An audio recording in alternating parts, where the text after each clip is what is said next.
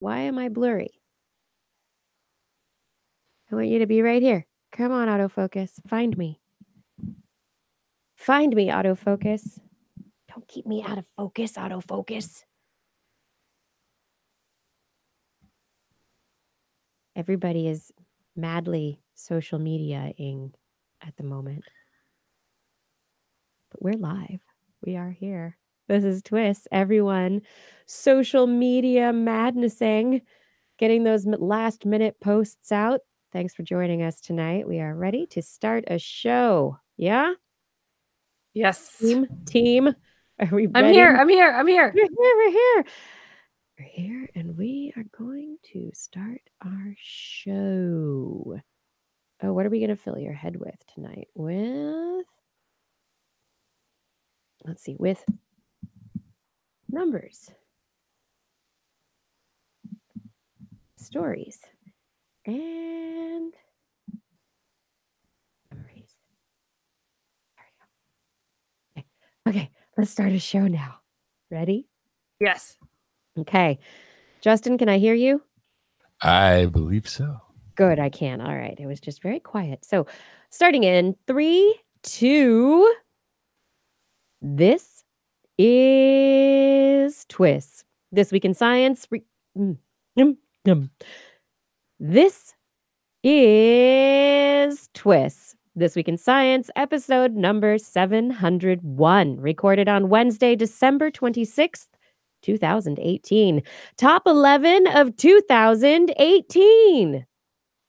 Hey everyone, I'm Dr. Kiki, and tonight on This Week in Science, we are going to fill your heads with numbers, science, and memories. But first... Disclaimer. What a year it's been. Of course, I'm not talking about the things covered in the regular human news cycle. Yes, there were wonderful, mundane, painstakingly tragic human tragedies and triumphs this year. But as a dedicated science news junkie, nearly none of the news that exists beyond the pale of propelling our knowledge of the world at large really matters. Yes, I know it matters. Yes, everything matters. But what separates science news from the rest of the human noise is that when we expand our knowledge in science, when we expand our understanding of the planet upon which we live, the solar system our planet resides within, the universe our solar system was born from, that knowledge is firmly passed on to generations to come, to scientists and lay people alike. When we build upon the past, we build towards the future. And as we build towards the future, we can correct courses that may have been poorly navigated in the past. Nowhere else is the trajectory of human progress and prosperity more firmly asserted than right here on This Week in Science. Coming up next. I've got the kind of mind that can't get enough. I want to learn everything. I want to fill it all up with new discoveries that happen every day of the week. There's only one place to go to find the knowledge I seek. I want to know what's happening. What's happening? What's happening this week in science? What's happening? What's happening? What's happening this week in science? Good science year, Kiki and Blair. And a good science year to you as well, Justin and Blair and everyone out there. Welcome to another episode of This Week in Science. It is our annual Let's Have Fun episode. No, that's not what it is, but this is one fun. of them. Yeah, I think it's every week. It is. This is one of my favorite shows every year. This is our top 11 science stories of the year countdown. And we kind of loosely use the word story in there. It's more like category of stories, types of stories. It's our top 11 big topics in science. And Justin, just like everything else we do in the show, just bursting at the seams of the categorization that we try to put on it. I know. I'm going to put little boundaries in every year. I'm like, oh, this list, I'll make a nice, tidy little list. It'll be really sweet, just 11 stories. And it never happens. I always just get excited at all the things that we talked about that really are going to stay with us and teach us more and more and more as we move into the future. But Justin, why 11? Because these ones go to 11. And because, of course, if it's only 10, you have to wonder what the thing on the cusp. What was that one story that almost made it but didn't? We always bring that one too. Yeah, and again, like you just mentioned, it's evolved to honorable mentions. There's a whole category of almost an honorable mention, noteworthy. Like it's so hard because this is like unlike anything else that you do a top whatever list of. These stories that we bring within a week, where we're bringing you a dozen or so stories a week, is still not enough to encompass all that's taking place in the field of science. We only scratch the surface.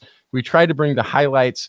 We try to bring the big stories and the small, the ones that were impactful and yet maybe have gone under the radar. But it's so difficult just in selecting stories on a weekly basis, let alone to compact an entire year into an episode. But we will try. I think we're going to. 90 minutes of solid science memories. This all happened this last year, and you may have forgotten some of it. So we hope that we rekindle your interest in some of these topics and maybe send you off searching for more information and going, oh yeah, whatever happened to that?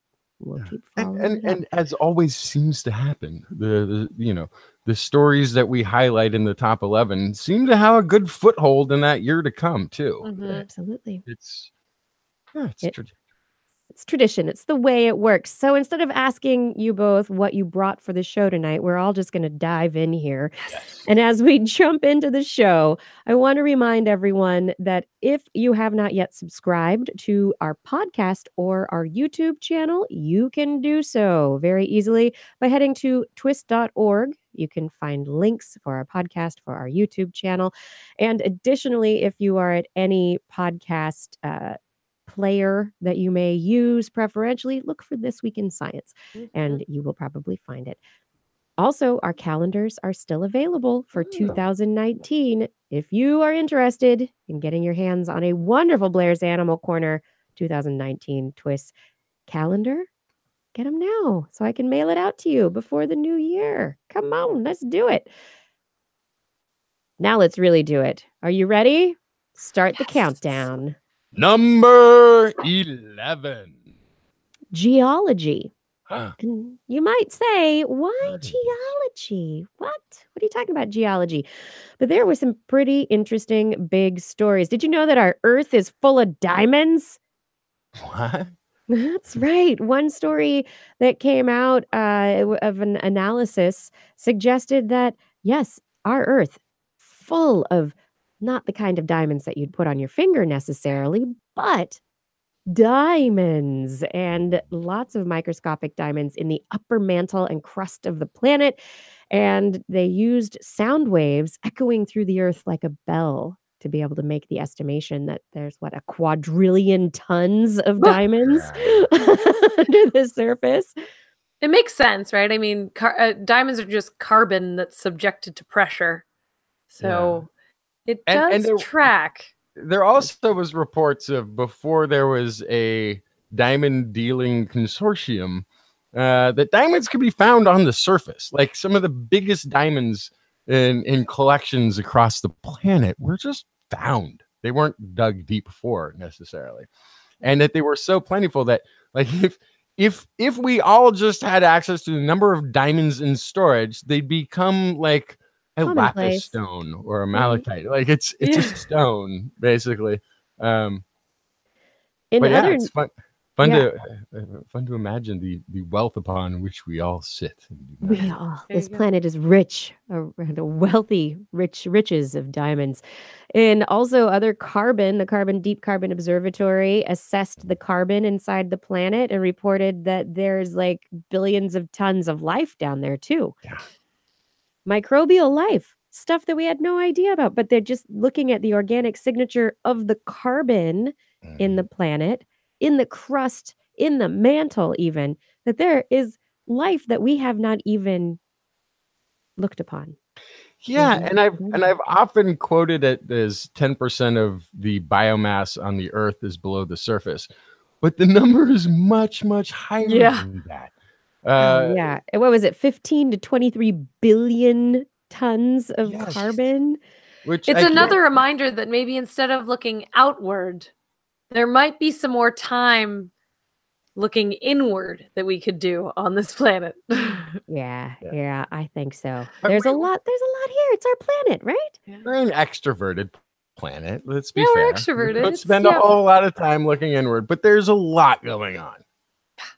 And Justin, you brought this story on a week that I wasn't here, but a particular the crater in Greenland from that could have led to a mass extinction event on the planet. That we there's a crater we never noticed before. So there was an ice age, and then the ice age was diminishing, and then the ice age increased, and we never figured out why. But now, deep under the ice, through radar penetrating flybys, they discovered there's a massive impact crater under the Greenland ice sheet, which by the by where they've timed it could have shown up towards the end of that ice age, and by causing a melting of ice, which would have gone to the North Sea, which would have slowed down the conveyor belt to the Atlantic, could have brought about that second sort of wave of an ice age. So we find that these mysterious events that have no answer actually have answers eventually. Eventually we find them if we look in the right way and in the right places. And I think that's part of this geology section, is that we are using new methods and new technologies to take a look at the planet in different ways. I mean, we're being able to study from the sky, from space, looking down onto the planet now. We're also this new method. I mean, we have taken the sonic rumblings of the earth before to understand what's going on inside, but they did some finer tuning of the methods to be able to, like I said before, ring it like a bell and know what was happening to the sound waves going through the different parts of our earth, of the earth. And then the Deep Carbon Observatory has been an effort for several years now. This is a concerted effort of people and money and technology to be able to tell us more about how our Earth utilizes the carbon in its system. And so, and our water cycle is tied to this too, because they found subduction zones that were pulling water way deeper into the earth and spitting it out again than we had imagined. So it's part of the ocean's sort of biosphere that we hadn't really conceived earlier. And then there was also the fun parts of geologists challenging some of the multi-billion-year-old evidences of microbial life as potentially geological natural formations. So there's push back and forth that's taking place, both sides entrenched in arguing their points, and this is the fun sort of debates that take place in science that get down and start to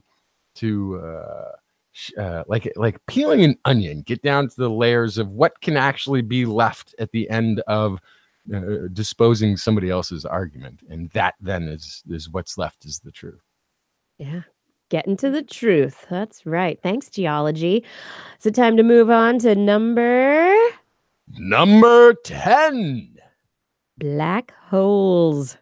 There were lots of black hole stories throughout the year. The end of the year in particular, we had some great interviews with people related. I mean, this was interesting as we were talking before the show. I was like, well, there are a few black hole stories. And Blair's like, didn't we talk about black holes and dark matter and stuff all the time? I'm like, Kiki, is that what I sound like? No. Yes. No. I think we had some really interesting guests that finally started to make dark matter almost sort of make sense for me, which is why probably dark matter felt like a big deal this year, because I started to understand at least what people were implying by things about this thing. But I think we had some really amazing interviews that explained it in the exact right way for my brain to be able to start to understand what maybe it is. And also, to be fair, like some of these gravitational wave findings are dating back to almost 2015, late 2015 and into 2016, 2017. But it's one thing to collect the data. It's another to analyze it and then be able to articulate what that event is. And I think there was a lot of articulation of the gravity waves and the like that took place this year. That built on the initial data collection of the past. So it was a pretty fascinating year for understanding our universe. Yeah, and the LIGO-Virgo collaboration did bring many more black hole mergers to light based on that analysis. And then we also had evidence of there have been hypotheses for a long time that smaller and mid-sized black holes merge together to create bigger black holes. And they actually found that this year, which is, when you actually have observations that support your hypotheses, all of a sudden it's like, oh, we're moving out of the realm of theory here, which in physics in astrophysics, it's a big deal. And then also, we've had this wonderful idea that there's a black hole at the center of the Milky Way galaxy. We haven't been able to see it, but we finally did this year. We finally actually started putting together all of the evidence that we needed to say, hey, there really is a black hole at the center of our galaxy. Yeah, so we're getting there. Black holes. And like you said, Justin, things we talk about in certain years, they have this way of continuing. And so I think 2019 might be a big year for black hole science. Moving on into it. Should we move away from black holes into something else? Number 9. Mars. Mars is the best destiny. Spread the word. We're all heading there tomorrow or a little later. Well, if you're Elon Musk, you want everybody to go there. Let's get it together. Elon Musk recently leaked some design for their big rocket that's supposed to take people to Mars. So there are designers, engineers, but lots the of problem money is behind these efforts. We may just get there. We'll see. Yeah, but the problem is still, like, if you go to Mars, though, you have to have water there. You can't just bring enough water to support people forever. So that's why it'll never happen. No, this year they discovered a big reservoir of water under the surface. Mars is the best destiny with water. Let's go. There's water on Mars. There are also they detected methane and other organic compounds on Mars. That was kind of building blocks of life, very enticing, or possibly the metabolites, the stuff that's left over from metabolic processes. We don't know for sure. Could be just chemical processes, but could be life on Mars. Yeah. And I do want to say, speaking of Elon Musk, I know it's not directly related to Mars, but this was the year that he shot a car into space. And I do feel like it was kind of this statement that space was open for business in a weird way, which I think is directly related to all this Mars stuff, right? Is saying, as not NASA, as a private person, I have launched a thing into space and I can launch people. Does feel like kind of the opening chapter of this. And there's a little bit of panspermia-ishness, because I think we have this year also determined that much of the water on Earth did come from beyond the planet formation. Yeah. And in that, now we discovered water on Mars. I would love to get the signature of that water, because chances are it's from the same source. That would be cool. Yeah. And they are talking about, we did land the InSight craft on Mars, which is going to dig into the surface of Mars to get a little bit more data from deeper down beneath the surface into that substrata to see what kind of stuff is there. Can it detect water? Can it detect these things that we're talking about? But people are also talking about doing a return mission, maybe not with people, but to send something to Mars. Pick up some rocks. Pick some rocks up and bring it back. Or maybe pick up some tardigrades from that water and bring it back. So we're almost joking with that. However, there have been Mars rocks found on the Earth. Right. Earth has been impacted pretty heavily by some big impacts in the past, which means it would be no surprise if there were Earth rocks on Mars. And with that travel out into space, something like a tardigrade or extremophile or bacterial of some sort could easily have hitched the ride there, even if life only started on the Earth. The impacts were big enough that to throw it over there. Yep. There could actually be dinosaur bones, dinosaur fossils, like found on Mars because of the impact that took place when there was life abundant on this planet that could have been ejected into space and found its way to the gravitational orbit of Mars. So, well, stay tuned for our prediction show next week. That's right. That's a predictions for Justin. I'm getting a week ahead of myself. Yeah, you are getting a week ahead, but I really think, we've been talking about Mars for several years. We now have many robots on the planet's surface. We are getting pictures from above Mars looking down. We've got robots looking at the ground. We're getting chemical signatures. We are learning more and more about this planet, and it's becoming something that's tangible, that we've, basically planted a flag as a species and said, hey, you're in our sights. Yeah. Go on there. So Mars is definitely more to come in Open for business. Open for business. If you just tuned in, this is This Week in Science. Are we moving up to the next number? I almost forgot where we had. Number 9. No, that was before. Number 8. Justin, you had one job. I have one job, and I'm screwing it up. Sorry. Number 8. Gene drive. That's right. Genie in the lab driving genes. Who did some interesting science.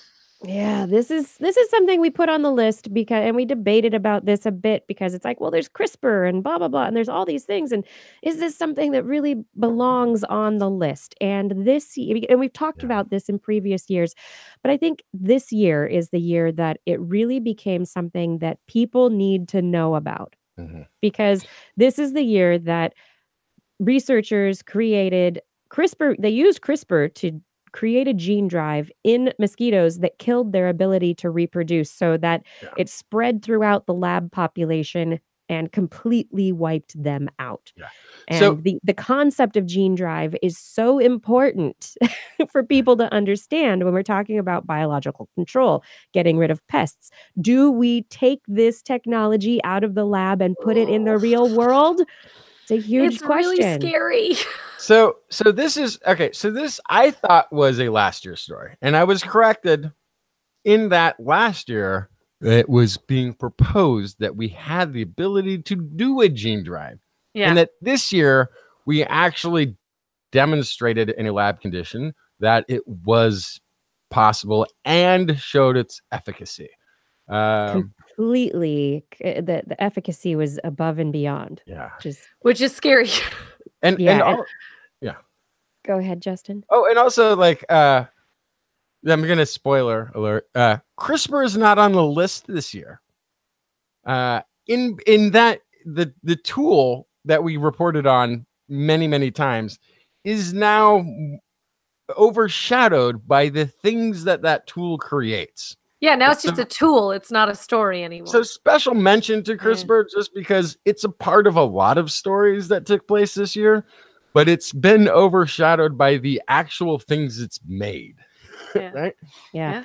And in addition to the gene drive in mosquitoes, which is scary enough, researchers at UCSD were able to create strains of lab mice that had a gene drive in the lab. And so this is the first time that a gene drive has been put into mammals, not just invertebrates like mosquitoes, but mammals. And so it was a very important study. It wasn't as efficacious in rodents as it was in mosquitoes, which I guess is kind of good. But the fact is that researchers are using it, and it may have effects down the line. So, there's something that's interesting about the concept of gene drive, in contrast to natural selection. Yeah. Right. which is that the levers of natural selection usually are played out by a forward facial frontal interaction with the environment. Whereas a gene drive says, it doesn't matter what the environment is. This is going to persist, or this is the change that's going to get propelled forward. So it's an engineered strategy, but it's also an engineered strategy that in a way ignores that interaction with the actual real world. So that's why it's scary. I think that's the scary part, is that if it does what it wants. Gene drive does what it wants. It's like the honey badger. It is. Yes, but we're also using it in a thing that is infamous for facilitating horizontal gene transfer and has all these very closely related animals that aren't pests. It's kind of scary. So it is scary, but it's also that brave unknown that humans always walk into when we say we're going to mess with nature for hopefully the benefit of a better future. And for the betterment of everyone. Yeah, what's our batting average on that so far? Actually, I think it's pretty good. As long as you're not an extinct species that fell under the steamroller of paving rainforest. All right. It's pretty okay in terms of how we've been doing, at least. Yeah. Well, I think gene drive is one that we will see again pop up in the future. But big studies on the way there. And I think we might agree that the scary part of gene drive is that there may be a few short steps to a militarization of that technology, which is what's frightening. More so than a couple of actually well-meaning, concerned, well-intentioned scientists trying to do the right thing. There's a next step of sort of weaponizing this technology. I'm very much there. I mean, we maybe end up with fewer mosquitoes, but who knows? Maybe that suddenly will make us end up like we have way too many rabbits. But that's the accidental. What I'm talking about is the intentional. The intentional. In terms of gene driving a honeybee into a population, right? Or gene driving a few dairy cows into a population. Like there's a weaponization potential for that technology that is terribly terrifying. You could even, there's with great power. You could gene drive really cute people, and then we'd all be dead. Yikes. I think, though, on that happy note, it's time to move to the next sci-fi topic in our list. Number 7. Mini brains. Oh, I've got one of the. We weren't talking about you, Justin. No, in this case, we're talking about brain organoids, in which researchers are taking multiple brain-involved cell types, glia, neurons, immune cells, blood vessels, putting them all together into these little tiny three-dimensional structures so they can study brains without having to slice people's brains apart. And so the big stories this year that were really interesting were the first study was putting little bits of mini human brains into the brains of mice. And so creating something of a brain chimera, it opened up questions of maybe the human brain tissue will take over the mouse brain tissue, and what will happen when human brain tissue goes into the mouse brain? Well, the brain worked, but it didn't overtake things. It integrated, and they survived and just integrated into that brain tissue. Brains. So cool. Putting brains in brains. But we had discussed, I remember Justin bringing up the idea of, brain transplanting, transplantation. If you have a stroke, if you have a tumor, something that has to be excised and taken out, can you put other stuff back in? Well, and I feel like that perfectly flows into the other mini brain story, which is about growing them from stem cells, basically in a petri dish, And then eventually they started spontaneously making electrical signals that were analogous to preterm babies, which to me means you could potentially, in science fiction land here in the future, take stem cells, grow brain, and transplant it into your own head. And a brand new brain for your body. Well, just like I think about like brain damage. Like imagine you got in a terrible car accident, or you had an aneurysm or something like that, and they were able to replace part of your brain. Yeah.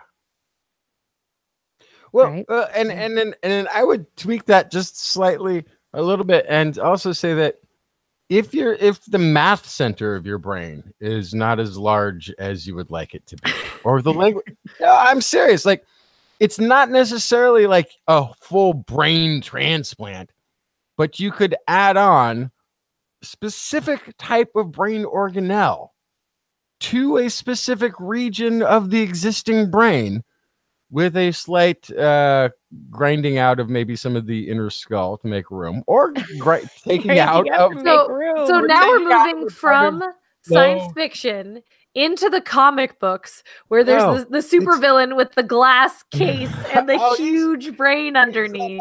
Right? Yeah, but there is like that potential, because like the famous story of the plasticity of the brain, based on the girl who lost half of her brain, and then the left or right, whichever it was, part of the brain's normal duties switched over to the other side. Definitely in brain damage, but if you underutilize a portion of your brain, like you might be able at some point to get an insert. If your math center isn't good to begin with, just cut it out and put in when that's better. There's no math center. I don't think. Actually, it's a network of. It is a network, but there are. Anyhow, our brains use as much of themselves as they are capable of. But what we're looking at right now with these mini brains, people have jumped on the bandwagon of concern as to whether or not these brains in a dish that are signaling like premature babies, whether they would develop into little tiny conscious entities. And I honestly don't think that's where we have to have a concern. But I agree. I feel like that's too far. It's just electrical signals. It's just electrical signals. It's and cells talk to each other all the time. We learned this year that bacteria communicate with each other. Plants make electric clicks at each other. It's so everybody chill. Okay, so communication between cells that do electrical communication, it's like that's good. It shows that the system is working. Yeah. So we are getting systems that could be used to study dysfunction in a very real way. Yeah. But this is this weird intersection where me and people who are very religious sort of agree and disagree. Like they will tell you that a brain in the dish can't have a soul because it wasn't arrived from the fetus in the egg. And I will say, I believe I am just electrical signals. So that's life. It must be like there's this weird like I actually have a ethical moral dilemma about this, because I believe that I am electrical signals. So if it's a brain with electrical signals, it's what I am. Right. And I don't need the whole rest of the body. If I'm a brain in a jar, that's me. The rest of it is accoutrement. The rest of it is accessories. The rest of it's spare parts. The brain in the jar is what I think I am. Right. So this might perfectly lead into our next section, actually, because you're missing something. Oh, am I now? You are. When you say that you are just a brain in a jar, are you? Let's move to the next. Number 6. Microbiology. Oh, yeah. What did we learn this year? We learned that our gut microbiota actually communicates with the brain and changes the way that it functions by way of the vagus nerve. The brain doesn't just... Right. And the brain, we've always thought they're in feedback loops. Sure. We've always thought, the brain controls the gut by way of the vagus nerve. But oh no, the gut, and not just the gut, but the bacteria in the gut tell the brain what's up down there and how to be acting. So that's something that happened this year. That was a big study, I thought. It is. I mean, the idea that those little communications between microbes and then sending out signals further beyond to the brain, they control. It was one of the stories this year. They actually control the colon and the pulsing that takes place in the colon that moves the poop down the last channel of. Like Thank you for your service, microbes. They are so involved in every aspect of our biological function that, again, and I think I've brought this up a few times, it's as though we are a spaceship. Like we are. Yeah, we're the bus. We're the Enterprise. city bus for sure. We're the city bus, but we're the Enterprise of Star Trek. And the microbes are all the crew. That's the captain, it's the engineering, it's the navigation, it's of the science officers. All of those are microbes, and we're just the shell upon which they move from place to place. And so just like that, you change your mind about. Yeah, but we've been talking about this for a while, like, this aspect of microbiology, our understanding of the gut and like what the microbes are doing in our guts. We've been learning more and more about this for several years, but I think this year we really started to dig into some of those nitty-gritty details of the real communication that's going on and how far that relationship goes. So I think that's what makes this year particularly special by way of microbiology, but there were lots of other stories as well. Blair, you had a story that you thought was really big. Yes. So there was a study where they actually used stomach bacteria. They used gut bacteria to take human blood and make it the right type. So not only is gut bacteria something that is making decisions for your own body, but it could be used as a tool in healthcare beyond just, probiotics and stuff like that. So you can turn. So I have AB positive blood, which is the least in demand because I'm the universal recipient, but I can only give to other AB positive blood type. So I always think like, oh, I could go give blood, but my blood isn't really in high demand. But if they were able to take my blood and turn it into O blood so that anybody could take it, that would revolutionize a lot of healthcare. There's a lot of places still where, especially in emergencies, there is a blood shortage. Yeah, and if you could take those enzymes from the bacteria, get the bacteria to go choop, choop, choop. Yeah. Oh, look, we changed your blood type. Yes. Now you can donate differently, or now you can take this blood that we have on hand that you couldn't have previously. Yeah, let's just throw some bacteria into this blood, shake it up, toss it in a patient, good to go. Sounds tasty. It's a whole new kind of martini shaker. That's right. Yeah, there was another story related to I think this was one that Justin reported on this year, is a battlefield in the ground where they did a genomic assessment. Yeah, and they found that we know there's lots of microbes in the dirt. Absolutely. But this story gave a real sense to how active these populations of fungus and bacteria are and how they're fighting for dominance under our feet. And we don't even notice any of it. Yeah, it's an arms race of escalating measure and countermeasure that takes place through evolution and natural selection. And this is also, and this again ties back to last year's stories when we got greater understanding of how soil fungi and bacteria were a larger part of what made an invasive plant species proliferate.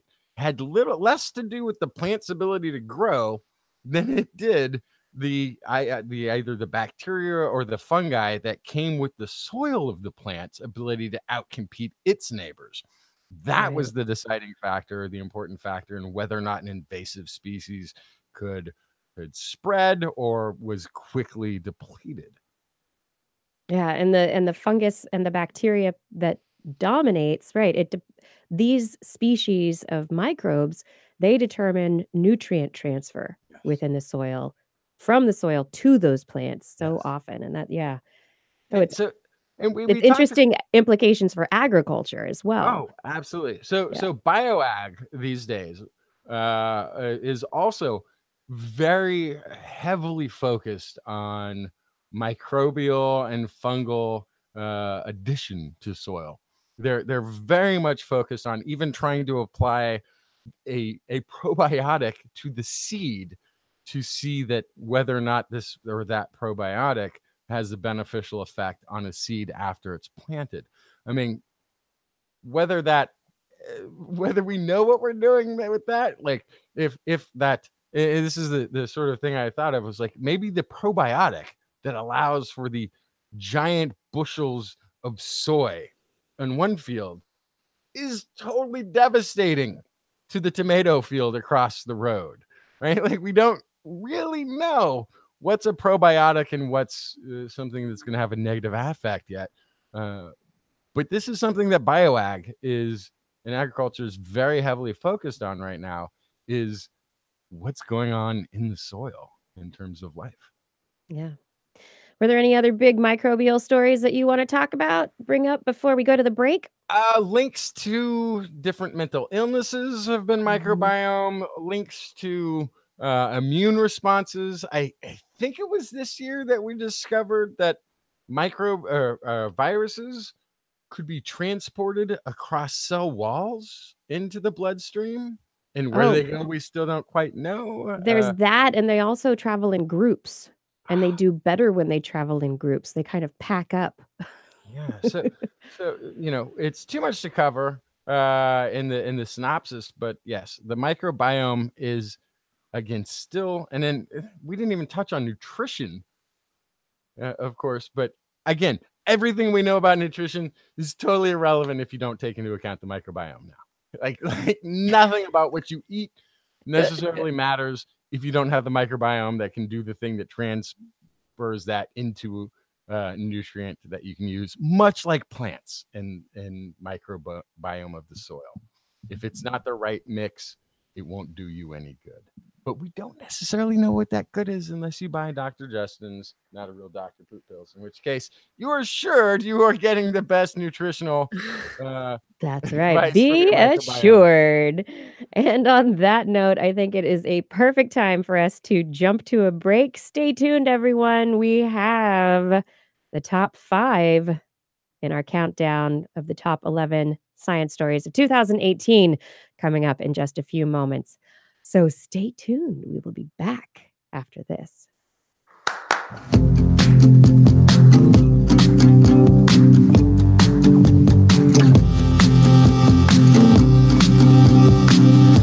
Can't explain things you've heard with more than intuition. A lot of reason shows the way to go.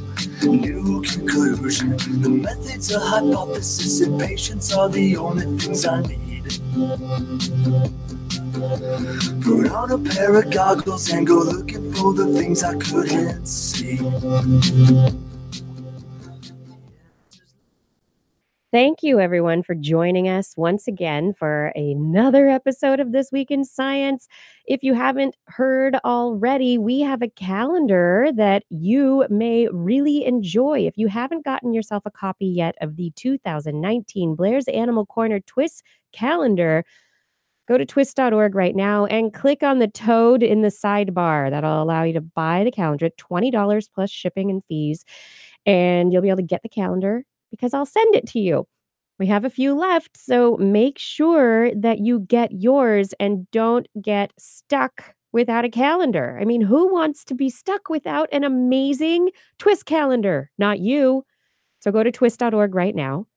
Get yourself a calendar. Supports TWIS, and it'll keep you informed about awesome science-y goodness throughout the year, as well as give you wonderful artistic adornment for your office or wherever you want to put this calendar. That's right. Twis.org, get yourself that calendar.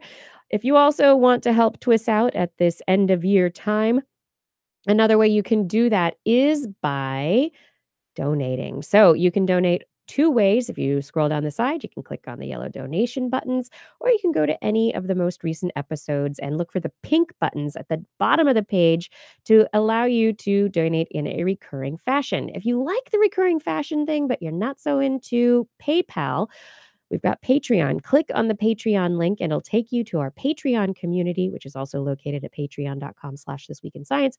Click on the Become a Patron button, and you will be able to choose the level at which you would like to support us. You can choose anywhere from $1 a month to $1,000 a month, or whatever amount you can afford and you think is worthy of an episode of TWIS every week.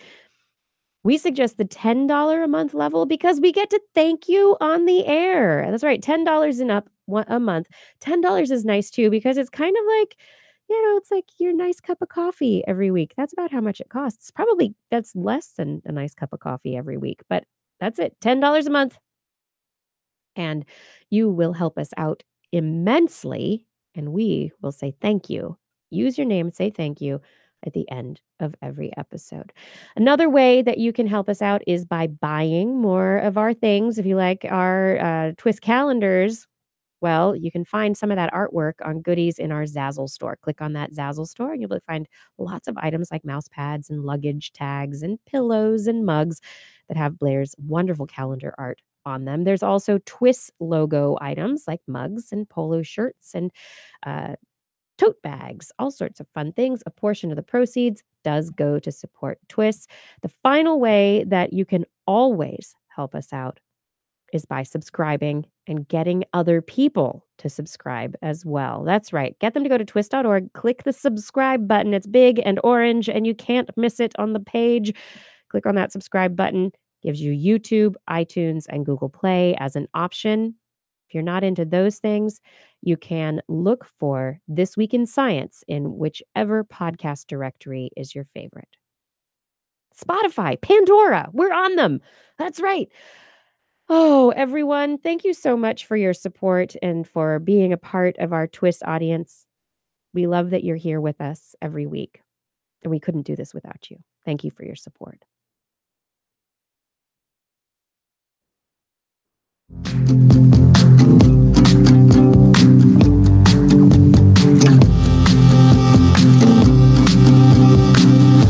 Can't explain things you've heard more than intuition.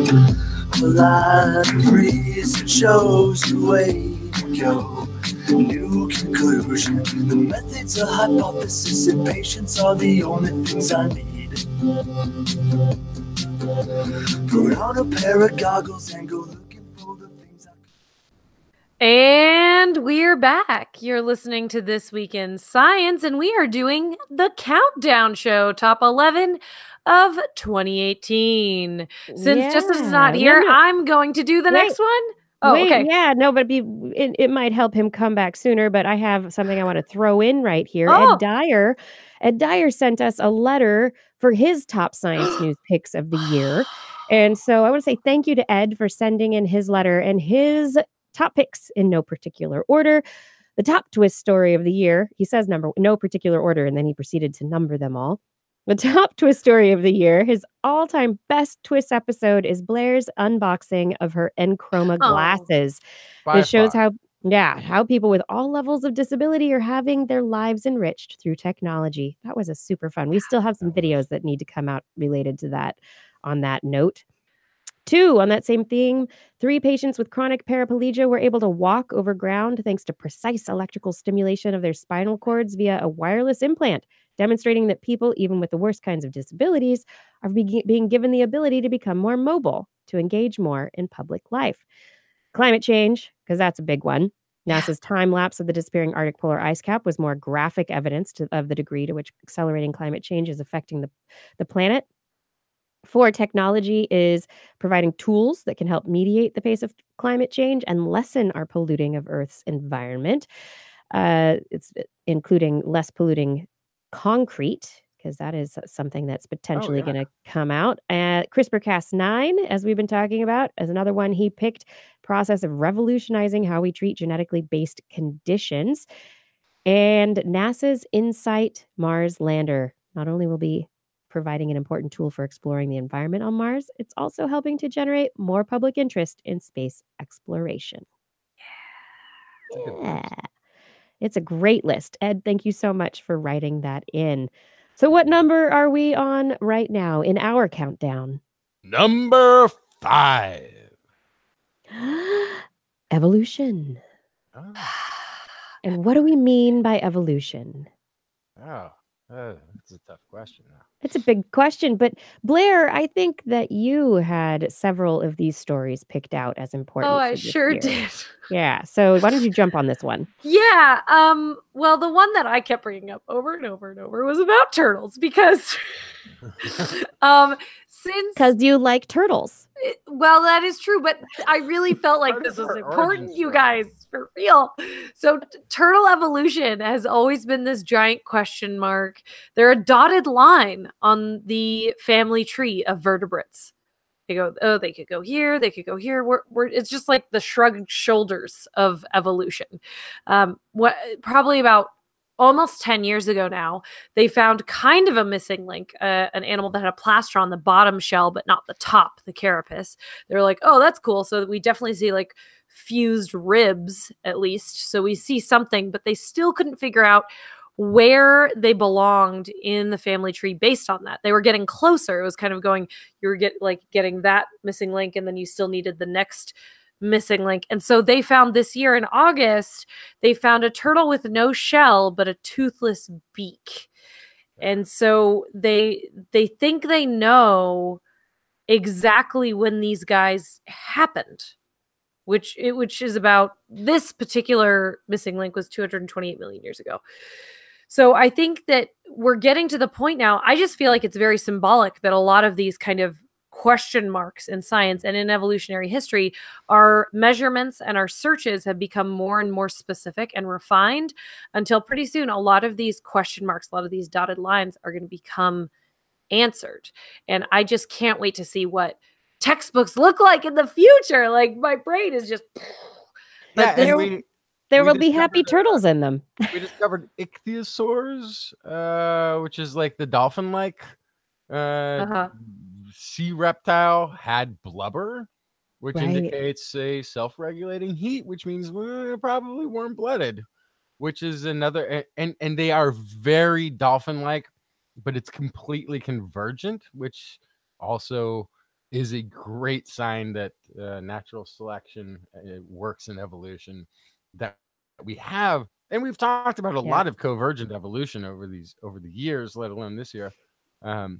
How much that is a derivative of natural selection and evolving to a more efficient, more sort of standing the test of the environment and time. Yeah, because I think what was really interesting is the ichthyosaurs and dolphins, they lived in similar environments, aquatic environments, and they adapted to really do well in those environments. And then I think going back even further, we're looking at things. There was a study that we didn't actually talk about on the show. I don't know why. One of us, we were out of town. It didn't get picked up, but I remember it being a very important study. Researchers identified fossil fat molecules, lipids, cholesteroids, basically these molecules that are animal, right? Not any other. Insects don't really have them, but insects do, but this is the first. It's not bacterial, it's animal. And so it was the first evidence of these fossilized animals in the Ediacaran period, which led to a big blossoming and blooming of life beyond it. And so this is these molecules allowed us to identify the earliest animals in the fossil record, which is amazing. And slight spoiler, but we also missed somehow a story that the Homo floresiensis hobbit folk had ancestry that was largely Neanderthal, We also did talk a little bit about the giant viruses. Yeah, the big These viruses. sort of weird anomalies amongst the animal kingdom. We have these tiny viruses that are segments of things that sort of seem to insert and disappear and do little things.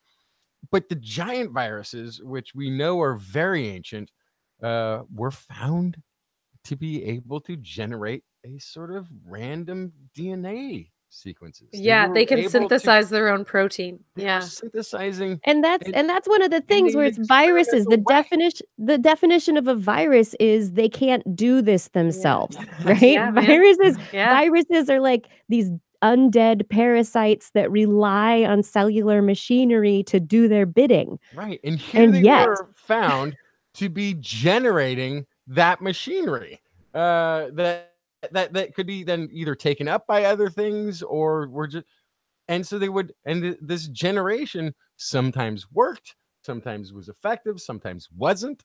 And if it worked, it stayed. And if they generate a bunch of DNA that does stuff and it does nothing beneficial, it could disappear again.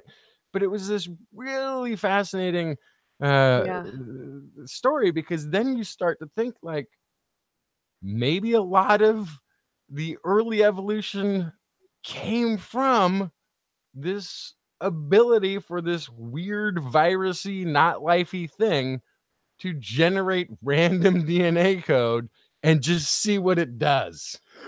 Yeah. And so the other virus evolution story that we had dates viruses back at least to the very beginning of vertebrate evolution, which means they're also very old and have evolved alongside vertebrates. So this thing that's not alive has evolved and can synthesize protein, which leads us to believe that potentially the original viruses could do all these things, were very much in our category of alive, and they lost this kind of vestigial stuff that they didn't need anymore. Right. In which Let's case, cut it down to the very raw essentials of what it takes to exist. So if it originally fulfilled these categories of being alive, but now it does not, does that mess up the whole categorization? Which I've always been in the camp of like, come on, viruses are alive. We've looked at different species of bacteria as well, where, some species of bacteria have pared themselves down to only the essentials and they have tiny genomes. Yeah. Other species of bacteria have massive genomes, right? Which we is also know that there are because viruses that attack bacteria. So this is which is an important point, because we know those viruses that you're talking about had larger genomes, right? Yeah. And pared down to this sort of, and it to go into Dawkins a little bit, it's a little bit of the selfish gene, which is it. How much do I actually need to propel these genes? I actually don't need any of this other thing. Yeah. I just need to be able to horizontally transfer, and I'm good. It's a real case of, hashtag bare minimum, right? Yeah, and on the note of the horizontal gene transfer, I mean, I would say that we had a wonderful interview this last year as well with David Quammen on his book related to that topic and the whole background of that. So that was awesome. It was. And there were some horizontal gene transfer stories this year as well. We're learning so much about how this all works. Oh, evolution, you aren't as simple and straightforward as, and I think it goes back to your comment about the textbooks, right? There's this evolution, this process of adaptation through natural selection and changing gene frequencies. And once upon a time, that was it when it came to what was in the textbooks. But now we've got epigenetics. We know that RNA is being transferred through sperm to have downstream effects for generations in offspring. And right? We know that evolution involves horizontal gene transfer. So there are things that are not, it's not as straightforward, and there are jumps and spurts, and it's a beautiful tangled thing. And to take it back to viruses, there was also a Neanderthal story about we inherited a lot of virus immunity from Neanderthal interactions, right? When the human Canis Humanus left Africa. We got and at these things. So there. It's still though.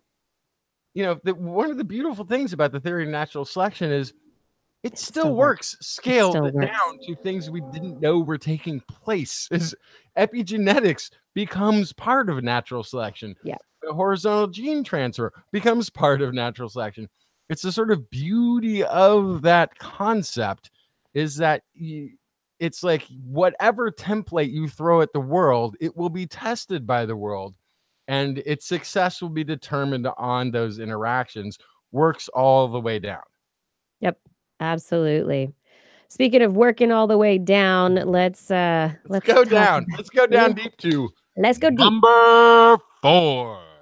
Neuroscience. So we talked about mini brains before, but this year, oh my gosh, there were some really cool neuroscientific discoveries, like lymphatic vessels in our brains that right? we didn't know were there. We didn't know we had lymph nodes in the brain that needed to take out the garbage. Right, and that we're doing it. Right, and that they may actually affect how well you age, how well your brain ages. If the lymphatic vessels don't work very well, maybe you're more prone to dementia or Alzheimer's disease because they're not taking out that trash, right? We learned more about microglia too. Oh, but what were you going to say? Oh, just that like, this is such an essential part of understanding neural health. Yeah. And you have it missing from the record up until now. This is why this is rated so high. It's just like oh, we just discovered that humans have an organ that transports the blood vessels through the body by contracting it. It's like we just discovered there's a heart or a liver. Like it's that. I mean, it's that level of by the way, we also discovered that there's these things that expand and contract. We're going to call them lungs. We don't know why we picked a word. We're going to call it lungs. Lungs is a thing that helps the cardiovascular system absorb oxygen. Yeah. It's that huge of a human organ to have been missing from our understanding of anatomy for this long. Yeah. It's just astounding. And on that note, there are also, it's not neuroscience per se, but still in line with this lymphatic system in the brain that we didn't know how important it was. There are little tiny tunnels in your skull, in the bone in your skull, that help with this drainage, that may actually help to transport stuff from the brain's meninges out of the skull and into other areas of the body, to the bone marrow and outward. And maybe it helps to bring immune cells to attack things that are making your brain sick through these little like tunnels. Yeah. It's like there's a subway system that's in your head that we didn't know about either. And it's cool. Probably very much connected to the cannabinoid receptors in the brain too, because this is actually older discovery, but it's because of the legalization of compounds. We've been discovering that these things connect and communicate to pretty much every organ in the body as a regulation system. The legalization of marijuana has opened up this whole other aspect of understanding cannabinoid receptors and what they do in the human body, because research is finally being allowed in this direction. Yeah. We also took a look at microglia, and microglia are really important. They're support cells in the brain. They are the brain's immune cells, the central nervous system's immune cells. And we found out that they act differently in males and females. Yeah. That the systems are not the same. And so when we talk about why men and women respond to traumatic head injuries differently, this could be a part of it. When we have men and women responding to medications differently, this could be a part of it. If there are certain very important aspects to understanding how to actually treat people who have neural problems that are going to come out of understanding how our sex differences actually influence our brain and its ability to respond to insult. And a little down from the brain, we can go into the spine and discover that the spine, or the what do you call, what's the nervous system of the spine? I forget that. But the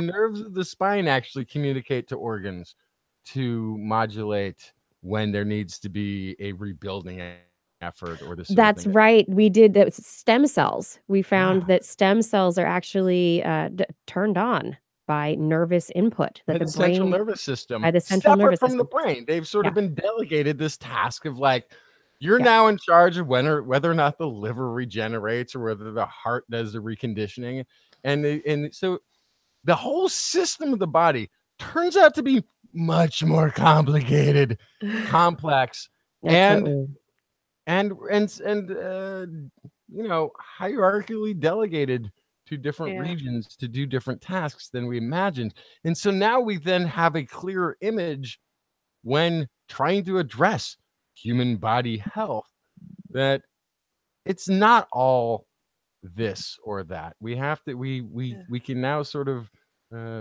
understand better this whole system that keeps us living and breathing. And researchers at Gladstone Institute in San Francisco, they were able to actually fix mice with Alzheimer's disease. That might be my favorite story of the whole year. Yeah. I've heard a lot about potential halts to the degeneration of Alzheimer's disease. Every year, ways to stop it, ways to slow it down. Yes. I have never heard practical regeneration from Alzheimer's. It's a whole new ball game. They fixed a protein. They figured out how to correct the structure of an ApoE4 protein, that when it's misformed, it's the damage, potentially, we don't know for sure what causes it, but they were able to fix the mutant protein and reverse the effects. Reverse this. It's huge. This is huge. If they can actually get it to work in people, this is massive. But God, this is that really would be a human trial I would sign up for. Like if you just recognize, understanding, I probably will get Alzheimer's. Blair. Well, if I had Alzheimer's, is what I'm saying. Recognizing what Alzheimer's does. Yeah. No. This is. I would absolutely. I'd be like the day. I'd be like, I will take all the trials. Yes. I will take all of them. And then another protein story. I mean, it's this, as you're saying, Justin, it's this understanding. It's complex, but we're starting to winnow our way into understanding things. There's a protein called ARC that acts like a virus that shuttles between neurons, and it's being looked at by neuroscientists to try and figure out how it's involved in memory formation and transmission of memories throughout the nervous system. And so we understand this protein has actually, it may have been a virus at one point in time, and it's now something that has become essential for nervous system function. And going on from there, researchers were able to take memories from one organism and inject them into another organism. So that's right. Where my sea hares at. That's right. These, cone snails? Is that what they were? Oh, I thought they were sea hares. I believe it was sea hares. That's right. They call them snails in the headline, which is not right. It's not. They're not snails. That's right. But the Aplysia, they were able to take Aplysia and zap their foot, get them to retract their gills, shock reaction, and get them sensitized to a particular reaction. So they were very strongly reactive. And then they basically took an injection. They sucked out RNA. They sucked out RNA from the main nerve and then injected it into other organisms that had not genetic memory. Yeah, they were virgins to the whole system, and they didn't know that they were supposed to retract their gills. But then they did. So I want to piggyback really quickly on the thing you said a few minutes, this one before this one. which is the understanding the inheritance or the ancestry of a virus within an element. The archaeological fossil record of viruses is pretty poor. Right. And that when we can track to an ancient or a retro or an infused, be it in the placenta or be it in our immune system or wherever we have been able to identify it, the chances are there's a lot more influence there, which is going back to viruses and microbiology, but still, like, viruses may have a lot more to do with evolution than they've ever had to do with any sort of human disease. Yeah. You know, Yeah, they're huge. So we have 3 more numbers to go and our honorable mentions, and we are running the clock down. So let's move it on. Let's go to number 3. Three.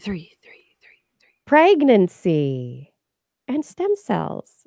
So this does involve a little bit of CRISPR and gene editing, but this was a big year for pregnancy. Baby clone monkeys. The Yes. first primate clones were produced in China. Healthy little baby rhesus macaques. And this was the same method used to clone Dolly, I believe. Yes, it was. Yeah. Yeah. So, but this is the first time that primates have been cloned, which opens up a big bag of worms that I guess researchers in China don't really have issues with because, you know, they moved on to creating human embryos that were allowed to go full term via CRISPR. Yep. Yes. And that was a big story toward the end of the year. We've been talking about it almost every episode since that story came out one way or Do we know another. what the status of that doctor is right now? Is he still missing? As far as I know, he's in hiding. He has been, as far as I know, he's in hiding and he has been communicating with some researchers. Oh, okay. So he's okay. Oh, yikes. I don't know these things. Yes, but it is a situation now where, as we've said before, the genie is out of the bottle. Yeah. And this is a big step. I mean, there were early in 2018, it was very early in the year, Chinese researchers did report creating embryos, human embryos, using CRISPR and editing a particular genetic mutation. And they said it was successful, but they destroyed the embryos, apparently, because that was the international community's agreed upon solution, that we do not actually edit the germline. We do not edit things that are going to move on in human ancestry, because what if you mess something up? Then that mess up is going to propagate as well. Going back kind of the gene drive idea. It's like, well, it's gonna something in there, unless it's gonna get turned off or, you know, be deleterious, really deleterious. It could pass along for a while. But anyway, yes, this was the year when 2 humans were born using the CRISPR tool for editing HIV resistance into their genome. And we don't even know if I was quick to point out, which I'll reiterate now, that we've been doing it through normal human production throughout time without knowing what we were throwing at our partner and vice versa. Like, we've been random diseases or genetic defects or genetic predilections forever with no knowledge of this. So I'm not as scared of this as some people may be. I think that we've been blindly genetically engineering every next generation for all of humanity.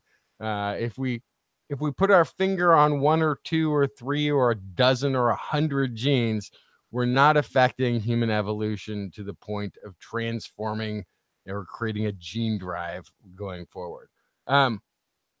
That said, that ability to transform thousands upon millions of genes is coming. So Yeah. Yep. even though I don't think we're there yet, we could We're not be there heading yet. to the thing that people are afraid of, even though we're nowhere near it yet. That's the aforementioned genie coming out of the bottle. Yeah, it's It's but coming. we're not at the genie yet.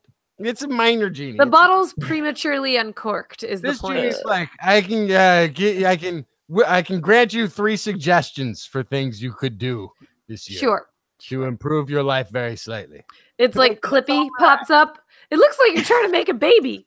Would you like Can me I to help help? you with that? I'll pour you 2 glasses of wine each. The rest are up to you. Like, this is we're so early stages of a genie having an impact. This is so early stages, but it's happening. It's happening. Researchers Researchers are working on these things, and I think it's good that we know about it. At least we that's know true. about it, and we can talk about it, and maybe if enough of us talk about it, it will happen in a thoughtful. They can come out of hiding, and maybe it'll happen in a thoughtful, planned way, as opposed to reactive or random because it's in hiding. That said, you're talking about reproduction. Well, you know what? We can't, in mammals, do it by ourselves. Ladies, we need gentlemen. Gentlemen, you need ladies.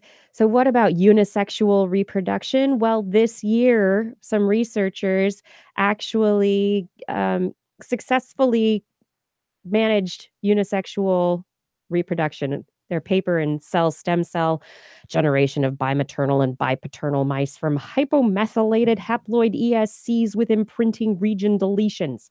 It's a long title.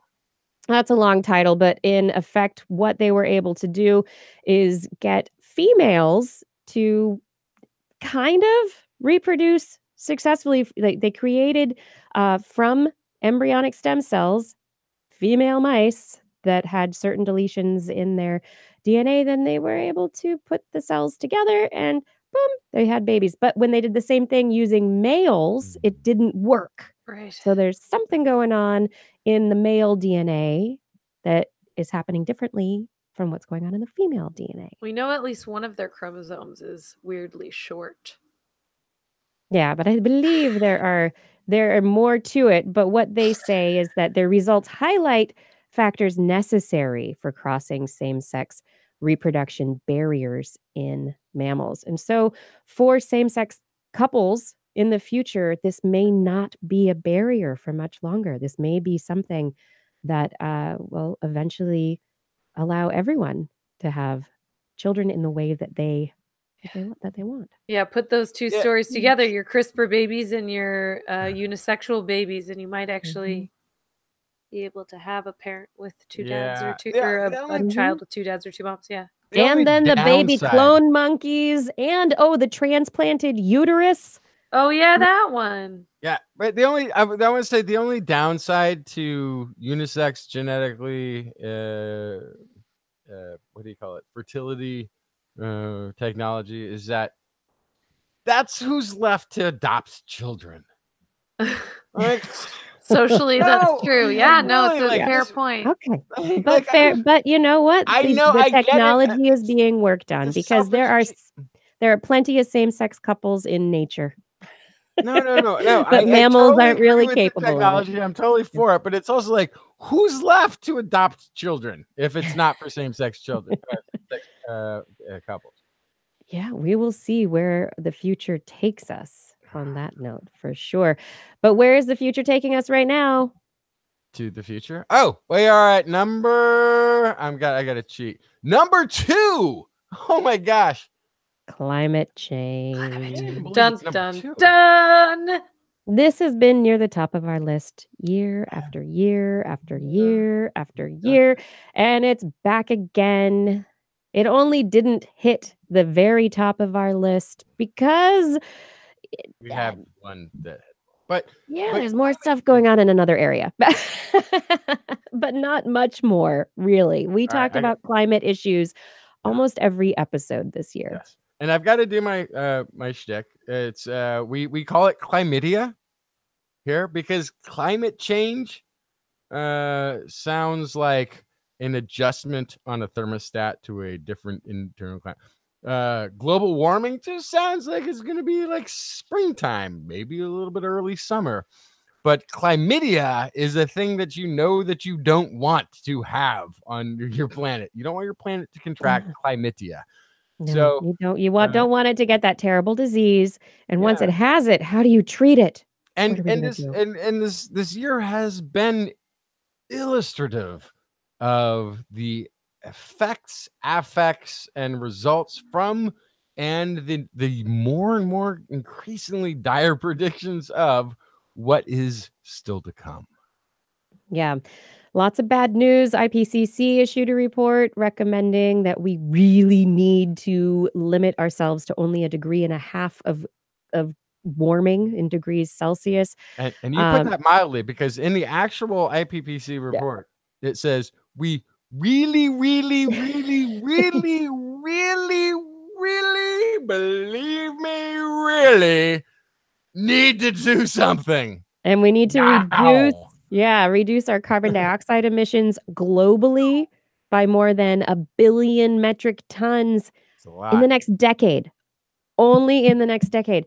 And we have to end all coal power by 2050. So there are big steps but that what need about to be made. That clean coal, though? No. I'll go. That was we need to transition. But anyway, I want to jump in real quick, because clean coal showed up at the not same with the time. Conversation. It's part of the conversation. Clean coal showed up. The idea of clean coal showed up at the same time when our past government introduced the Clear Skies initiative.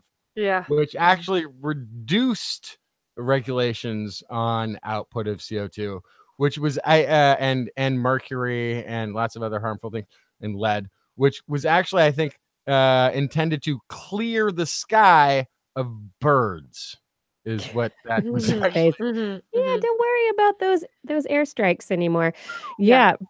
But what we'd also determined this year, there was rising tidal waters, rising faster than ever before. Fire nados. Didn't you report on fire nados at one point, Justin? Maybe. Yeah, I think that was the thing. There's going to be more drought. There's different rain. There's moving water. Yes. Spring is coming earlier. Blair, you reported on sperm in insects being affected. Yeah, heat waves were affecting sperm for generations, not just right away. Yeah. Sperm, which we thought just regenerated all the time, fresh slate, right? Clean slate. No, for generations affected by heat waves. And shrinking birds was another one. There are species that the individuals are visibly shrinking because of changes in temperature. But I think they had multiple reports on different ways that they were watching Greenland melt off quicker than it ever has before. Absolutely, I mean, the Greenland melt has, from absolutely different perspectives, been looked at and been seen to be accelerating, as well as some dire predictions that the IPCC report was missing data that was actually going to accelerate methane release and the rest of it from the dire predictions of what just at 1 or 2 degrees, how that is a magnitudinal effect on weather and climate locally in different places. So, but we should also mention. Oh, go ahead. And I was going to say, and never mind the National Climate Assessment that came out over Thanksgiving weekend, which basically said, United States, you specifically are going to suffer if you don't change your ways. Yeah. You will suffer. The United States, you will suffer in a multitude of ways if you do not change your ways. One of the big ones too that I recall was that rainfall patterns over the Midwest of the United States. Oh yes, you were talking about the breadbasket before. Yeah, the bread. Well, California is the breadbasket. Yeah, oh yeah, we produce 80% of the produce, but for the Midwest, which is going to, and this is going to be part of my prediction. The corn husk, perhaps. It's the tobacco and soon to be hemp, and a lot of other and a lot of corn. They don't rely on irrigation. They rely on rainfall. And the prediction is they're going to lose. Basically, what the equation works out to is they're going to lose 1 out of every 4 years entire crop going forward with 1 degree Celsius change. Yeah, So there were some big findings, and it's all coming together. I mean, I mentioned last week on our 700th episode, our top stories from 2005. Climate change was on there then, so it's 13 years later, and we're still debating it. But it's getting, it's like, hey, we told you 13 years ago. People were saying even before that this was an issue. We know it's an issue, but this year I think we're starting to get also, we reported a lot on solutions as well, and different ways that groups are trying to get people to make changes. Yeah, And I think that's an important thing to remember, is that we talk about the potential impacts a lot, but there are other scientific stories out there about this that can give people hope. Hope is an important part of the story in order to want to do anything about it.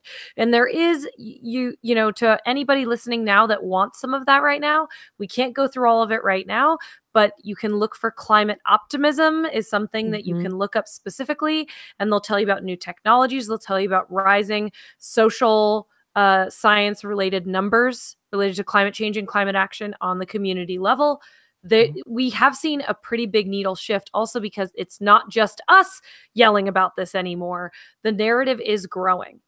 And Project Drawdown is another good resource for all sorts of local and also global efforts. So from those optimistic views, I will quickly state that in 2005, I was saying, smoke them while you got them, folks. This is the last days of being able to be habitable on planet Earth. And I'm now thinking, oh my gosh, if I could only have the optimism I had in 2005 from everything I've learned since, I'd be much more comfortable with where we are. Well, I hope that going to end up. More voices means that there's more solutions. And let's move to the most positive thing, which is lots of dead people. What's number 1? Number 1. One. Anthropology, archaeology, and basically paleogenomics. Let's boil it down. It's paleogenomics. This is old dead people. Yeah. There were a lot of them. We're the only ones left. But let's look at who they were. And I think, Justin, you brought so many stories this year related to the paleogenomic aspect that told us specifically a lot about Neanderthals and Denisovans. Yeah, so this is like a sort of a subject that I was gravitated to a long time ago in the show, but it was one that just kept, like, I actually tried to avoid bringing another Neanderthal or human development story, but this last year was just pervasive with them. The cave art is one of my favorites. The cave art of Spain and France, that was the best example of primitive human cave art. One of our earliest inceptions of presenting art. Yeah, and didn't it take, one of the stories this year took us like even further back in how long ago we were creating art. And then there was another story that even showed that these ancient cave painters were looking at the stars, and they were drawing what they saw in the skies. And it turns out none of them were humans. They were all Neanderthals. So the ancient, what we're used to is these really famous Spain and France ancient cave art got dated back much further than they had before by the Max Planck Institute. And also this, what we call primitive art, turns out to be works of perspective, which is really interesting, which is these things that look like sort of wrapping around outcroppings of rock, which seem to be sort of a child's interpretation of what maybe some sort of wild oxen of the plains of yesteryear might have looked like. If you back up and look at this from the right perspective, it's completely consistent with the actual thing. So they had this bizarre ability to have an understanding of perspective of where the viewer would be viewing, and to present the thing on an uneven rock outcropping and have it be in perspective from a distance, even though you have to paint it upon, right? Turns out this is all Neanderthal. Neanderthals had art. They also, it turns out we've learned, were compassionate. They cared for their ill by allowing them time to recover from serious injuries. The fact that somebody 70,000 years ago could break 3 or 4 bones in their body and survive those meant that they were immobilized and cared for a prolonged period of time. And then we found this ancient cave sculpture that turns out predated man's existence in the area and was also created by Neanderthal. And we found shells with symbology on them that predated human creation of symbology that was also Neanderthal. So there was a ton of Neanderthal cultural news in this. Also, we learned quite a bit. Again, that story that that we somehow missed, but was really intense, is that the Homo florensis hobbit folk of Indonesia had mostly Neanderthal DNA, some Denisovan DNA, and nothing in common with the pygmy people who later showed up on those Indonesian islands. They were completely separate.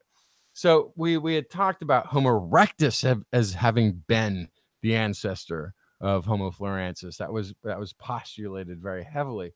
But to know that Neanderthals somehow had delved all the way down into Indonesia and had experienced island dwarfism into Homo florensis makes a lot more sense in some ways, based on their tool use and their agriculture.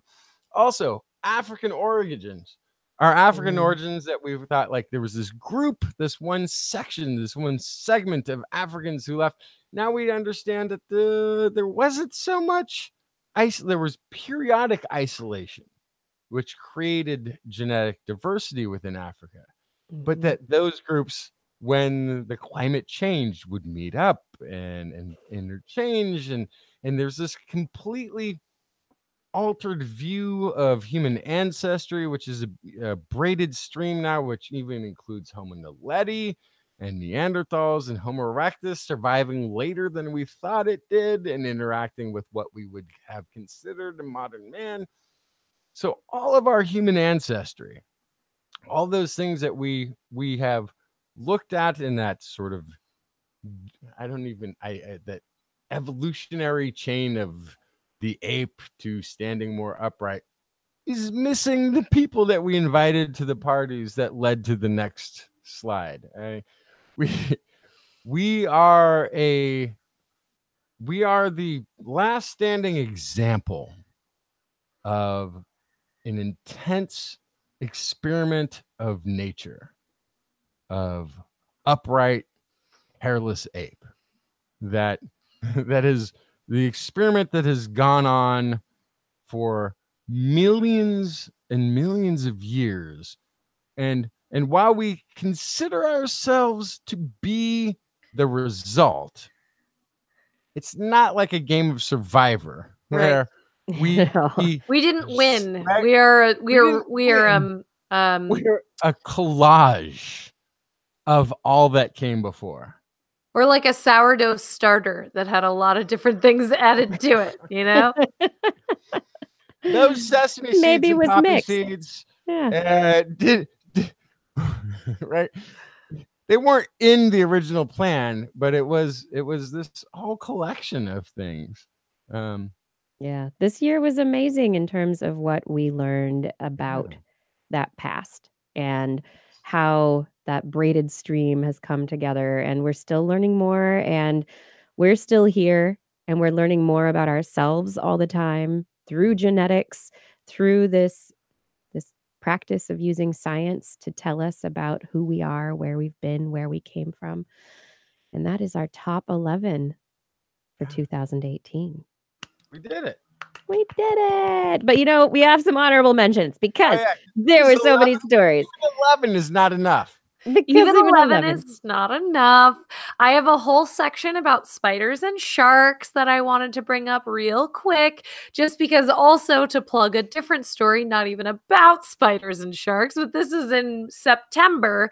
We found out that the reason that people hate wasps and love bees might in part be to the fact that bees have a huge body of research and wasps have basically nothing. So that's this idea that the more we learn about misunderstood or scary species, that actually the better their PR becomes.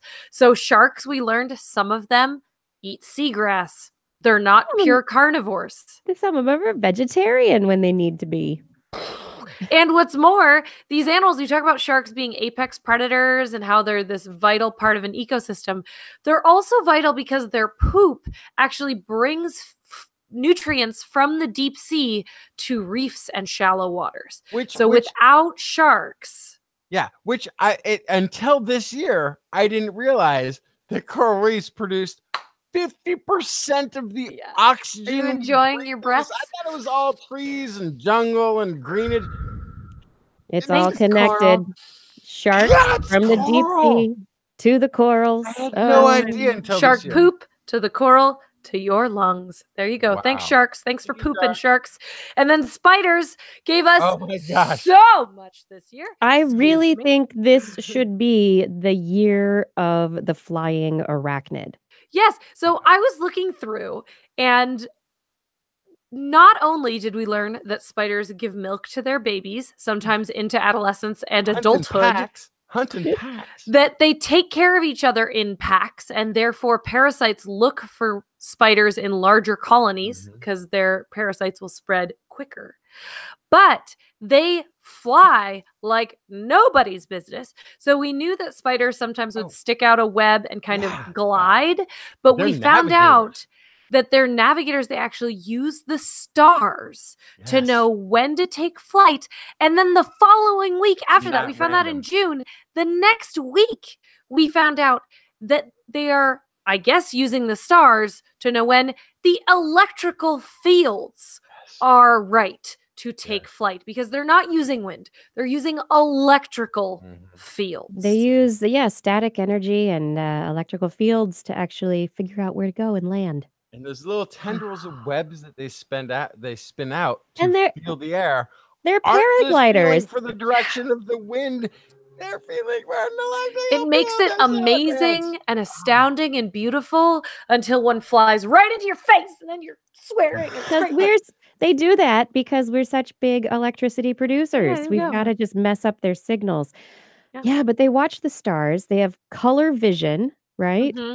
They fly like paragliders. They hunt in packs. Oh my gosh. Spiders. So cool. And I wanted to add to the awesome animals.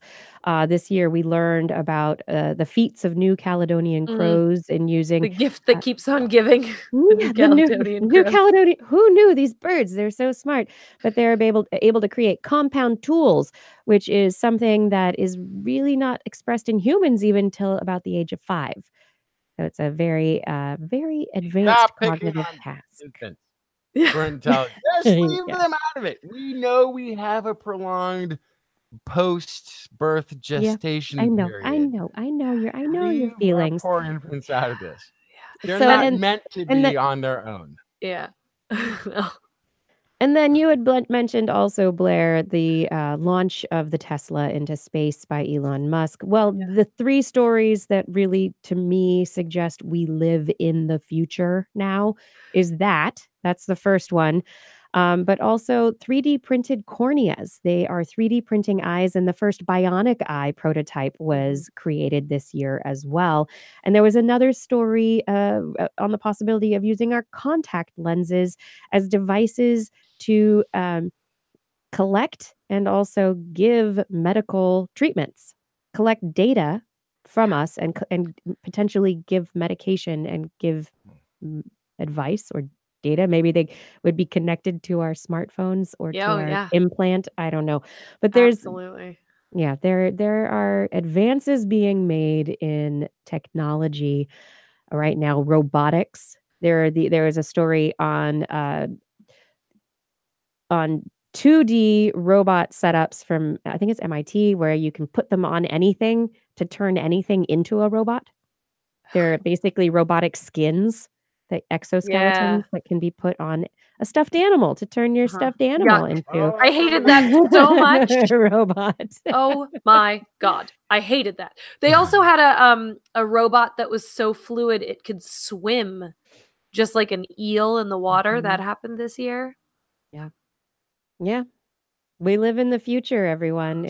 So my favorite thing from this whole year has been the minions, the listeners, the contributors to the chat room, the Patreon sponsors. You all make this worth doing. If it wasn't for you, the entire year of all these stories would have just been me and Kiki and Blair telling each other about stuff that the other person had read, but maybe not paid a lot of attention to. If it wasn't for you, we would not be here. We would not be doing this show. So I'm super thankful for all of you who join in, who pitch in ideas, who send us story ideas, who send us donate what to the has science Patreon. done for what has science done for you lately stories. Gosh, that was so great. I love that segment so much. I hope we can continue it in 2019. Everyone send us your stories. Been so fantastic. Yeah. Yeah, this show brings me so much joy. Our audience does. It's every once in a while I get, a little malaise when I look at the world and I'm like, what's so exciting about it? What's different? Blah. I'm so bored. I just want to go to bed. I just want to go to sleep. Everything. And, it's just overload on everything. But then I start looking at the stories and I come here to this conversation in the chat room and the conversation with all of you. It brings every week. It's like a reset button for my excitement and curiosity. So thank you. Yeah. And I hope that we bring you a reset button for your curiosity every week with this show. Thank you, everyone, for joining us for our top 11 science stories of 2018 show. I appreciate you being here. Thank you for helping us get this show done. Identity 4, thank you for recording the show. Fada, thank you for helping with social media and show notes. It's so helpful. Gord and Fada, also thank you for helping in the chat rooms to make sure everybody's nice to each other. And for everyone in the chat rooms, thank you for having a conversation and enjoying the show live as we do it. And our listeners who are out there, maybe listening time in a different time or a different place, or watching in a different time or a different place. Thank you for taking the time that you're taking right now. And thank you for your support on Patreon. I'd like to take this moment to thank our Patreon sponsors. Thank you to Paul Disney, Richard Onomus, Ed Dyer, Philip Shane, Ken Hayes, Harrison Prather, Charlene Henry, Joshua Fury, Steve DeBell, Alex Wilson, Tony Steele, Craig Landon, John Ratnaswamy, Mark Mazzaros, Jack, Matthew Litwin, Jason Roberts, Bill K, Bob Calder, Time Jumper 319, Eric Knapp, Richard, Brian Condren, Dave Neighbor, Aiden Jeff, Andrew Swanson, Paul Ronovich, Corinne Benton, Sue Doster, Dave Wilkinson, Ben Bignell, Richard Porter, Jacqueline Boyster, Noodles, Kevin Reardon, Christoph Zhuknurek, Ashish Pants, Ulysses Adkins, Sarah Chavez, Artyom Rick Ramis, Paul John McKee, Jason Olds, Brian Carrington, Christopher Dreyer, Lisa Suzuki, Jim Drapeau, Greg Riley, Sean Lamb, Ben Rothig, Steve Lesseman, Kurt Larson, Rudy Garcia, Marjorie Gary S., Robert Greg Briggs, Brendan Minish, Christopher Rappin, Flying Out, Aaron Luthen, Matt Sutter, Mark Hessenflow, Kevin Parachan, Byron Lee, and EO. Thank you for all of your support on Patreon. And if anyone out there would like to support us on Patreon, you can find a link at twis.org. On next week's show, we'll be back with our predictions episode. We have predictions from 2018, the beginning of the year, that we are going to test and see who predicted things correctly. And then we will make new predictions for 2019. What do we think is going to happen in the future? It's our show of prognostication and fun. And we do hope that you will join us Wednesday evening, 8 p.m. Pacific time on twis.org/live or our YouTube channel. And I see Blair holding up a calendar to remind me to tell you all that if you do not have a calendar, Go to twist.org and get yourself a calendar. Wonderful art by Blair. Calendar's so great. So great. I hope I get to send you one. Go get one. Ah, that's right. Anyway, yeah. Is that what I need to say? Thank you for enjoying the show. TWIS is also available as a podcast. Just Google This Week in Science in your iTunes directory. Or if you have a mobile type device, you can look for TWIS, the number 4, Droid app in the Android marketplace.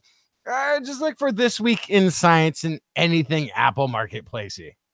For more information on anything you've heard here today, you can scroll through the past year of show notes, or you can find them all very nicely, neatly placed in our top 11 at twist.org. While you're there, you can also buy some calendars. You can also make comments and start conversations with the hosts and other listeners. Or you can contact us directly. Email Kirsten at thisweekinscience.com, Justin at twistminion@gmail.com, or Blair at blairbaz@twist.org. Just be sure to put TWIS, TWIS, somewhere in the subject line, or your email will be spam filtered into oblivion. You can also hit us up on the Twitter, where we are at TWIS Science, at Dr. Kiki, at Jacksonfly, and at Blair's Menagerie. We love your feedback. If there's a topic you would like us to cover or address, a suggestion for an interview, a haiku that comes to you in the night, please let us know. We'll be back here next week with our prediction show, and we hope you'll join us again for more great science news. And if you've learned anything from the year of shows, remember, it's all in your head. And Happy New Year. Happy New Year, everybody. This Week in Science. This Week in Science. This Week in Science. This Week in Science, it's the end of the world. So I'm setting up shop, got my banner unfurled. It says the scientist is in, I'm gonna sell my advice. Show them how to stop the robots with a simple device. I'll reverse global warming with a wave of my hand. And all it'll cost you is a couple of grand. This week's science is coming your way. So everybody listen to what I say. I use the scientific method for all that it's worth. And I'll broadcast my opinion all over the earth. Cause it's This Week in Science. This Week in Science. This Week in Science. Science. Science. This Week in Science. This Week in Science. This Week in Science. Science. Science. I've got one disclaimer, and it shouldn't be news, that what I say may not represent your views, but I've done the calculations and I've got a plan. If you listen to the science, you may just yet understand that we're not trying to threaten your philosophy. We're just trying to save the world from jeopardy. And This Week in Science is coming your way. So everybody listen to everything we say. And if you use our method instead of rolling a die, we may rid the world of toxoplasma gambiae. Cause it's This Week in Science. This Week in Science. This Week in Science. Science. Science. This Week in Science. This Week in Science. Science. Science.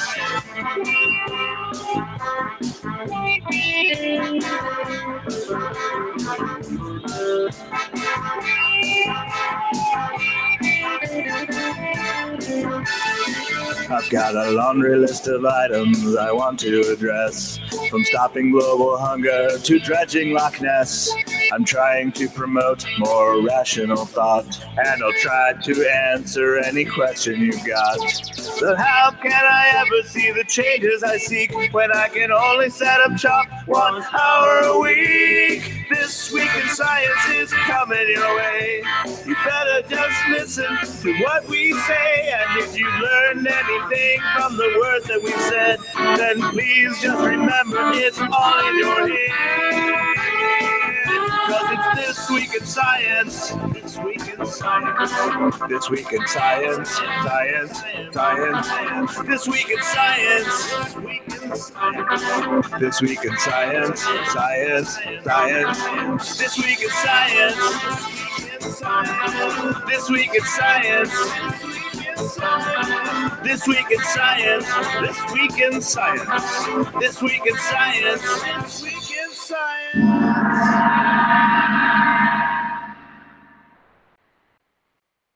I guess I turned it off just a little bit early, but I'm here, everybody. Blair's been showing you the calendar. We are now in the after show. These arrived today. Hot. Yay! They're hot off the presses. The calendar's hot off the presses. They made it. That's right. Good. I did mail them to you. Yeah, but putting anything in the mail over the Christmas holidays. Oh, yeah. It's going to gum up the works a little bit. I know. I always wonder, am I going to make it? Is that going to happen? But now, yes. Oh, everyone, thank you so much for joining us for the show tonight. I'm really glad that we had so much fun together. People are having fun with the various days that you've put on the calendar. That's right. National Sneak a Zucchini Day. Yes. That's so right. I love that. I'm going to tell everybody about it real quick. Sneak a zucchini. Oh, you're telling people. I'm looking it up because I have to get the story right. Explain it right. Yes. So it's World National Cat Day. That's right. It's National Sneak a Zucchini Onto Your Neighbor's Porch Day, but it didn't fit. I just like National Sneak a Zucchini Day. So I thought it sounded funny, so I do that instead. Okay, so so zucchini grows in abundance in August, which is why it's on August 8th.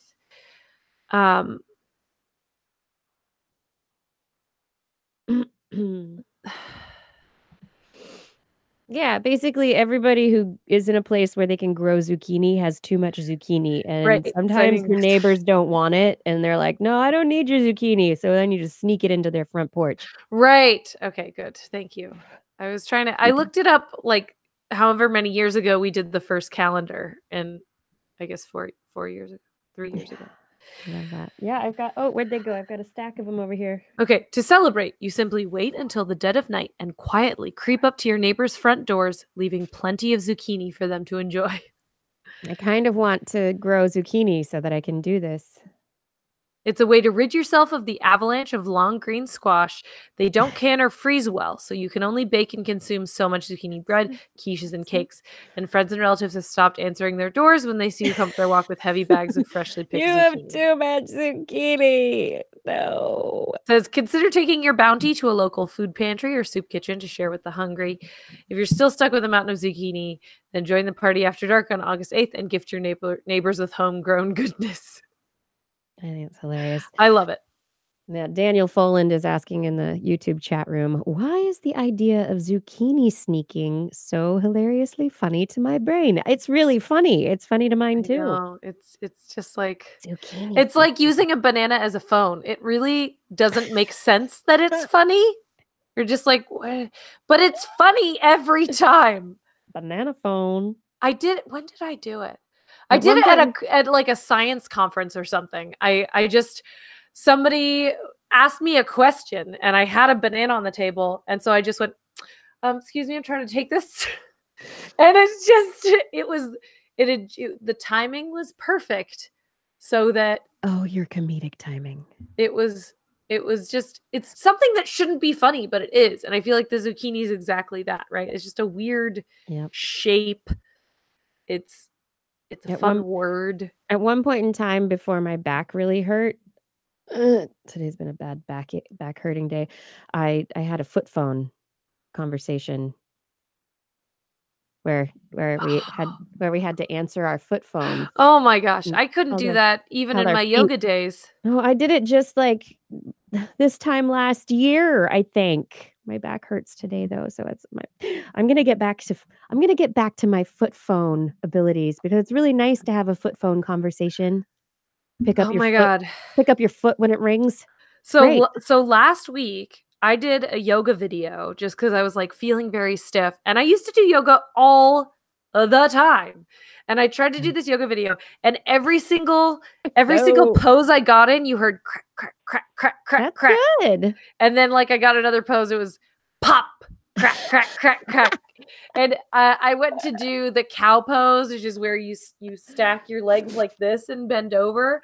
And I was like, I couldn't get further than like here. So I had to cross my legs. I was like, oh man, I used to do yoga.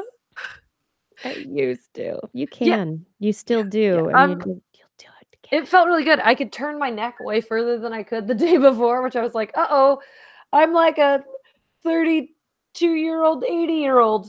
I can't turn my neck the whole way. That's what I feel like. I've been taking ibuprofen and lying on my back with my knees raised all day long because I wanted to be able to sit up to do this show. That's how bad my back hurt today. Have you been alternating hot and cold? No. Oh. No, So I that's just the have been thing. lying on my back. But again, I told you in the pre-show, TENS unit. That little. I don't have a 10. I appreciate this, but I don't have one. Go down to a CVS or a Target or whatever you have nearby. They have them for sale always. They're battery operated, and it will.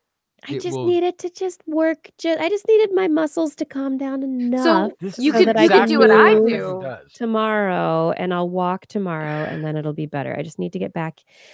Something happened, and I need to get back into motion. Again, the 32-year-old, 80-year-old is going to say, when my sciatica is acting up, I take a muscle relaxer, which is prescribed. So you have to get a prescription. But the muscle relaxer, I'll wake up the next morning, I'll feel great. But it's the same thing. It's the fact that your muscles won't fully relax. And so if you can just kind of... Because the pressure on the nerve tells the muscles to tense, which puts more pressure on the nerve, which tells the muscles to tense up more. It's a vicious cycle. Which is why I'm telling you, a TENS unit takes care of it. It really, really, really, really works. I'm not saying this from a lack of experience. I'm saying this from having both sciatica and back issues. And it works better than anything else I've ever tried. Don't do drugs. Whatever Blair tells you, don't do narcotics. Yeah. Avoid those. Don't even need the ibuprofen. You just need a TENS unit to relax, deep tissue massage, and you'll be fine. Yeah. Oh, maybe something like CBD oil that might work on the actual location. No, that's gonna work on pain, but it won't work. No, I'm telling you, it helps with the relaxation of the muscles themselves. It gets in there. But that's not, I agree with you. It helps to stop the feedback loop of the nerve and the muscle and the TENS unit. And I get it. I'm a physiologist. Okay. I hear you. Okay. I have heard you. I will stop talking at any. By the way, at any point, anybody can tell me to stop talking. By the way, somebody Panoramic said she rolled over in bed the other night and her back cracked and woke her up. I believe it. Yeah, it's really funny. So I was recently told that I am an extrovert. And I found a little bit of offense in that. Why? Because it insinuates that I have most of what's going on being telegraphed and communicated to my fellow human. That's not really what that means. Being an extrovert, so being an introvert is when you spend time out with people, you might be boisterous, you might be loud, you might talk a lot, but it drains you and you require recharge time alone. That's an introvert. Right. An extrovert is someone who's comfortable and at ease around people and doesn't need kind of refractory period. So I am an extrovert. I could go from a brunch to a lunch date to, a walk with friends to a bar with friends and then go to bed and I don't feel tired. I had a fun day. But that's not most people. Right. So I'm an extrovert. This is one of the versions of extrovert that was thrown at me. The other one was that introverts have more internal dialogue than they have external dialogue. And my point was that I actually fit the category of introvert much more than I fit the category of extrovert, even though I could coffee to bar to work to club to church, as you're saying, be around people the whole time and be activated. I also then might require an entire day of being away from humanity for my recharge. And in the other analogy, I actually think that I've got a lot more internal dialogue than I have external dialogue, despite the fact that I will talk incessantly. You're kidding. No. This is the thing. I am not jealous of what people happens inside your brain. Oh my extrovert God. that you people see is but the tip of an iceberg of introverted conversations that take place. I think I just have more going on than an introvert, and I don't trust them.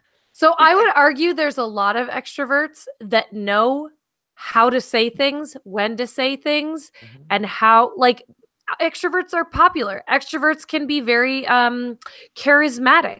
That doesn't mean that they have constant word vomit. It just means that they're good at being outgoing. Or they can be overly candid, which doesn't necessarily make them popular. So that's another aspect. That's what I'm saying. That has nothing to do with introvert versus extrovert. That just has to do with whether or not you're good about a filter. But I have no filters. How many filters?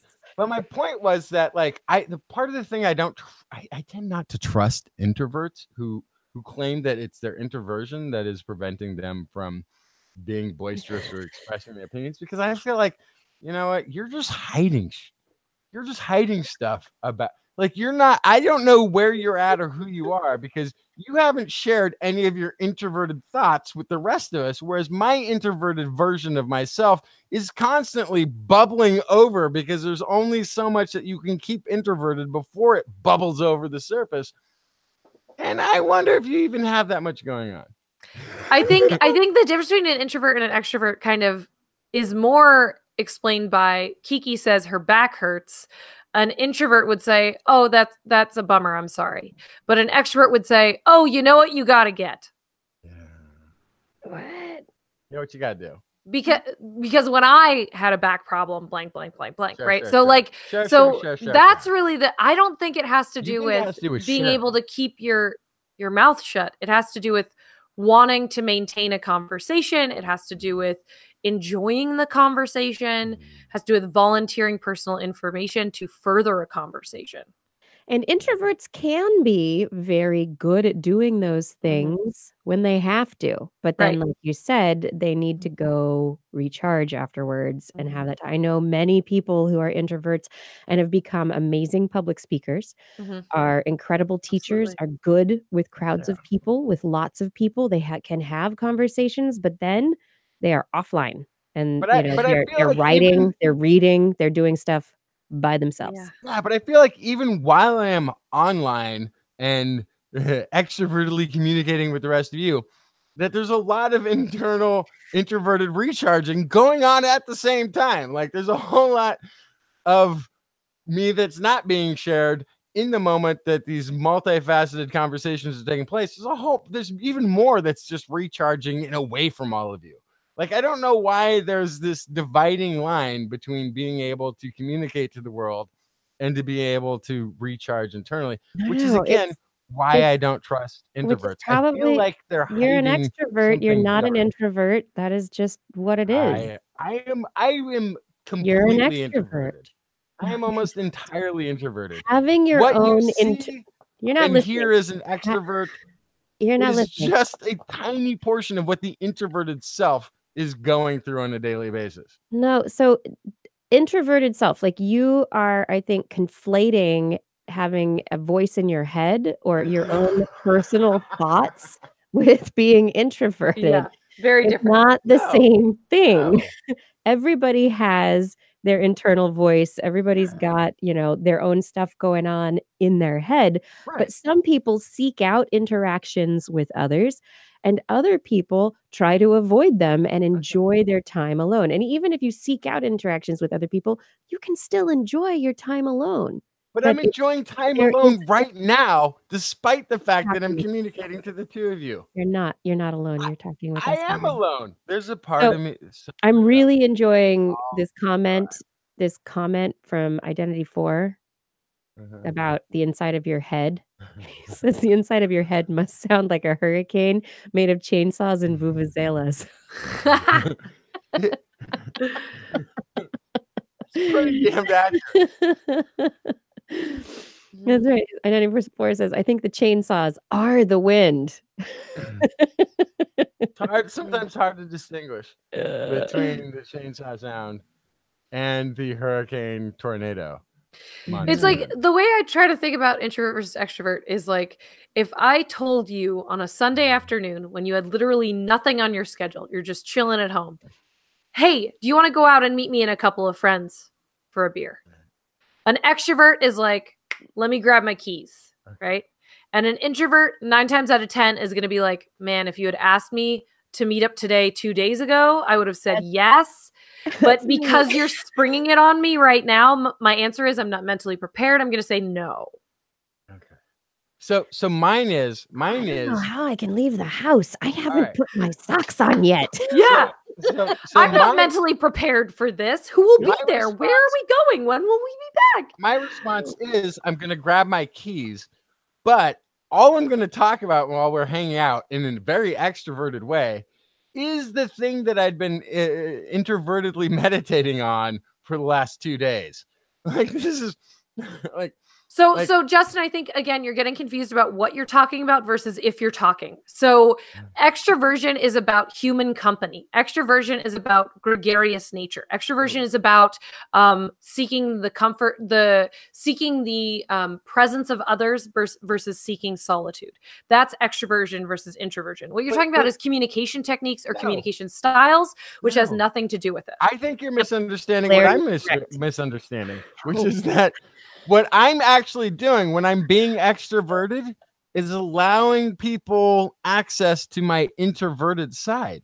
You're using the word wrong. I think you're talking about something else entirely. I'm allowing people access to my deeply introverted conversations and contemplations and resistance to it's not human interaction. I already explained it to you, Justin. You're conflating the concepts. Just having your own thoughts to yourself, that is not introvertedness. Yeah, like Kiki and I are talking about apples and oranges, and you're talking about a tricycle. They're completely different conversations. That's what I'm saying. Apples and oranges are very much the same thing. They're both round. They're both edible. What I'm saying. Kiki and I are talking about apples and oranges, and you're talking about a tricycle. That's what I'm saying. But can I be juggling the apples and oranges while riding the tricycle? Because that's what I feel like being an extrovert is. Yeah. Yeah. Thank you. Anyway. Oh my gosh. Shall we let Kiki go lie down and just use hot and cold, please? Hot and cold. Just hot, alternate. Hot. So cold. I have advice from Daniel Foland. Gave some advice for hanging off of things. That's actually how I hurt my back the last time. I'm going to go hang upside down off my pull-up bar. No, we've got hydration. I'm working on that. I've got a thing of water. And then more dancing and movement. Well, that was part of the problem. I worked out this morning, and then when I was done working out, something hurt incredibly badly. And I was like, I can't walk.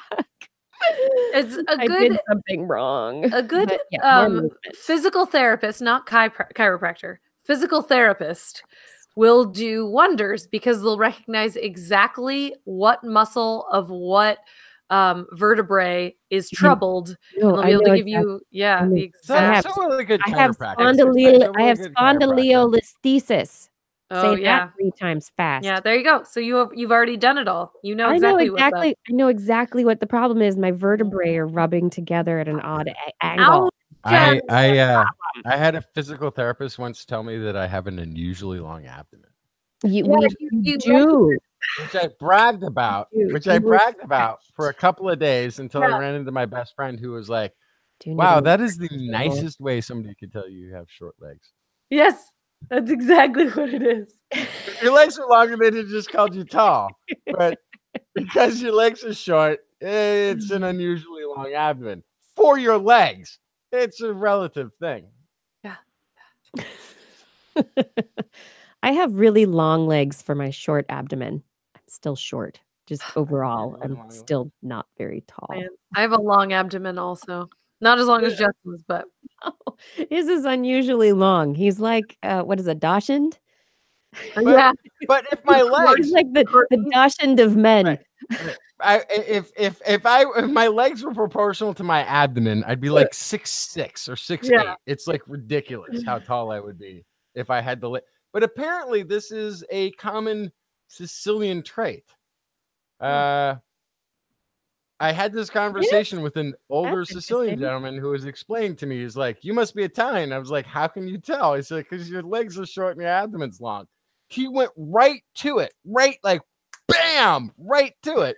I'm like, I am half Sicilian.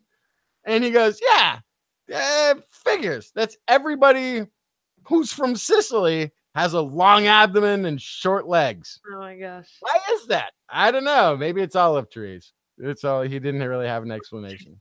Genetics, you know. Hey, Blair, Mm. say goodnight. Good night, Blair. Say good night, Justin. Good night, Justin. Good night, Kiki. Never go in against a Sicilian when death is on the line. Nice. Good night, everybody. Happy New Year. Merry Twistmas. We will see you in a week. So excited that you could join us tonight. And we hope that you join us again for predictions. Any of you out there have a couple of predictions? Send them on our way and we'll see. Mail book them to us. Email. Yeah. Twitter is hard. Parchment, roll it up, and then attach it to a pigeon and send it our way. Email. Just so works. Just so that nobody gets hurt by your message.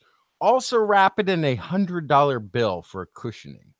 Yeah, and yeah, put it on a pigeon. That's right. Pigeon. Whisper it into the wings of a butterfly and then send it on its way. The effect will finally reach us. Minions, we love you. We wouldn't be here if it wasn't for how much love you send our way. Happy 2018, Happy New Year. We will see you in the new year. What?